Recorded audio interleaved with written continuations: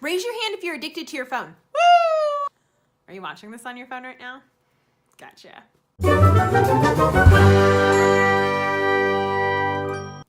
Hello, welcome to the Love Dare Day 23. My name is Lauren for those of you who are new, and here at the Crunchy Catholics, we like to cultivate the pure and the true. If that's something you'd like to do, go ahead and click subscribe and join our crew. Well, I've been praying about what to say in today's video all day long, and I still don't know what to say. And it's bedtime. So here we are. I am all ready for bed, and I was just thinking I really gotta get this video out because procrastinating isn't gonna help. I apologize for the lighting. We will have to offer it up together. So today's topic is about guarding our hearts. Guarding our hearts from anything that threatens our marriage, particularly addictions. This is why I've been procrastinating the video, because this is a heavy topic. This is a hard topic that has so many different levels. It's touchy, it's personal,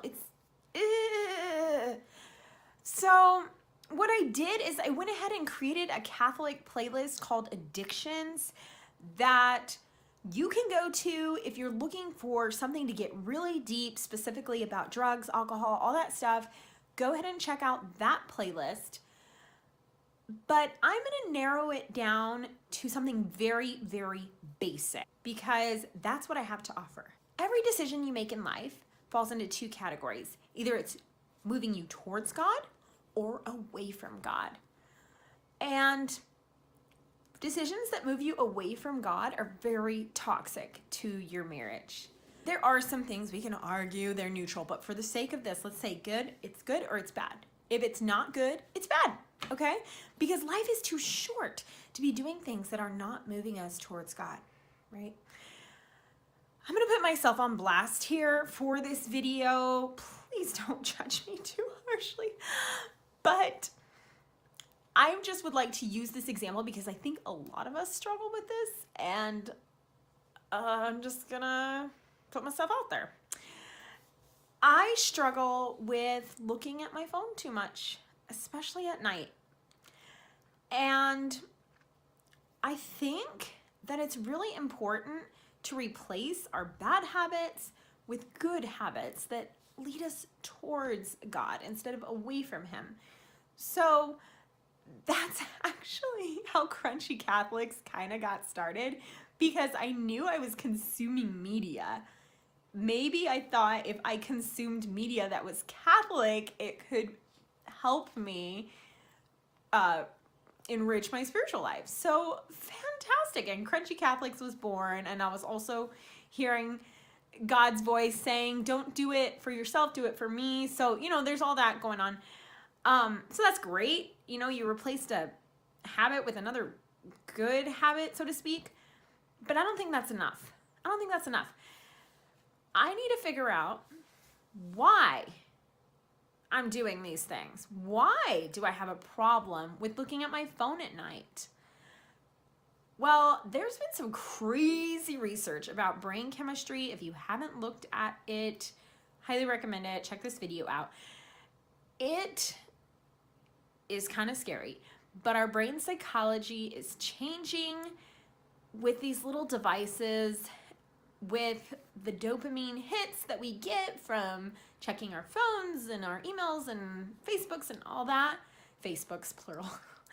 It's changing our brain psychology, and it's frightening. So there's that aspect of phone addiction, but that's putting the blame on someone else, and I don't like to think that I have no power over myself, so let's dig deeper. And the way I like to dig deeper is asking yourself 5 whys. And maybe you don't have a phone addiction. Maybe you have an addiction to something else or no addictions at all. That would be amazing. But this can work for anything. So 5 whys, or maybe it's 4. I don't know. Let's just ask why until you get to the bottom of it, basically. So this is just a hypothetical. So I'm just going to use an example. Girl has phone addiction at night. Okay, why does she have phone addiction at night? Well, in my case, it was because I'm really stressed out. There's a lot going on at night. We gotta get the kids to bed, dinner cleanup, get ready for the next day. There's baths. Maybe the husband worked late that night and he just got home and I need to visit with him, or, he's doing his thing. Too much going on. Stressed. Why? Too much going on. Why is there too much going on? Well, maybe you didn't plan accordingly or set yourself up for an awesome evening during the day. Okay, why did you do that? Well, I'm tired. Why am I tired? I'm not sleeping well. Why am I not sleeping well? And you just keep going and going and going till you really hit the bottom of it. Well, maybe I'm not sleeping well because I'm not taking care of myself. Why am I not taking care of myself? That could be a self-esteem, confidence thing. It could be a, there's too much going on with the kids or whatever. It could be any number of things. Anyway, so when you get to the bottom of it, well, why am I not prioritizing myself? Well, because maybe I have low self-esteem because of something that happened in my childhood or some traumatic thing or whatever the case may be. But I just think that's a really good exercise to take yourself through to really get to the bottom of, why am I on my phone at night? It might be that you are still struggling with something you thought you were over or something that happened in your life and you're just in pain. And these addictions are often band-aids for pain. And I totally speak from experience here. And I hope that all of you watching this have no idea what I'm talking about. But it can be as basic as a phone addiction, a Facebook addiction, whatever. But it can also get very damaging when it's addictions to things that are really going to hurt our marriage in a very real way. You guys know what I'm talking about. So again, watch that playlist and do your own research, but just remember, it's either taking you towards God or away from God.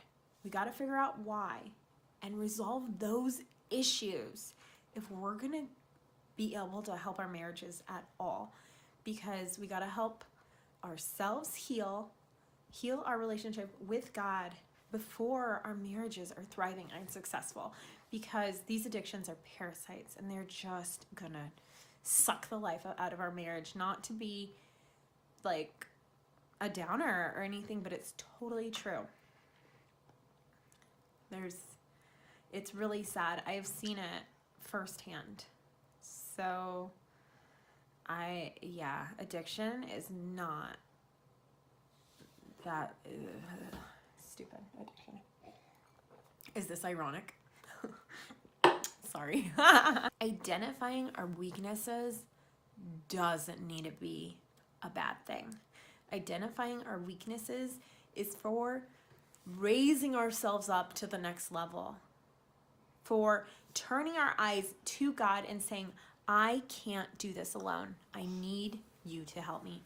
I don't know if I said anything worth beans in this video, because I've seriously been struggling with it all day long. And that could be the enemy messing with me. I don't know. But hopefully I was able to say something that touched even one person. That's all that really matters to me. I bet you want to know what your love dare is for the day.